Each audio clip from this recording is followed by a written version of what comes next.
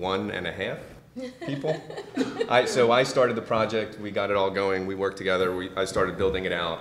Then we had a coworker of mine kind of take over the development, and I kind of served more as mentor, kind of lead, and he finished off the implementation. So that's why I say 1.5. And was it just iOS skills, or were there other? iOS, really. Just straight iOS skills. Yeah. Okay, so pretty straightforward then.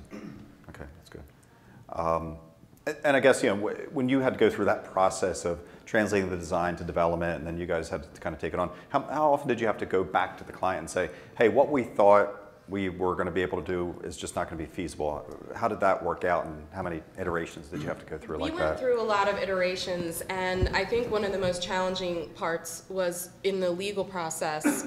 We ended up having to show them every single screen before it was even developed. So that was a caveat that we kind of knew might happen, and we were hoping it wouldn't happen. But what we would do is we would try to get it squared away with Chariot at first, just to make sure that this was feasible before we would actually bring it to the client, because it's better to, you know, add on than have to subtract after you present. So. And I think you had more iterations with them than with us, because once we came up with kind of the user interface paradigm, how you're going to flow, how you're going to like put your child's data into the app, kind of that's more structural and less look and feel, and you had to go back and forth multiple times with different themes and find the ending on the giraffe and colors, the giraffe was like a 19-week conversation, and the copy also, because every time you whittle a screen down or expand upon it, the copy's going to change, because every time you're going to hit another button, that's going to take you to a different experience. So we did a lot of rounds of copy just for each screen along with the design. But I think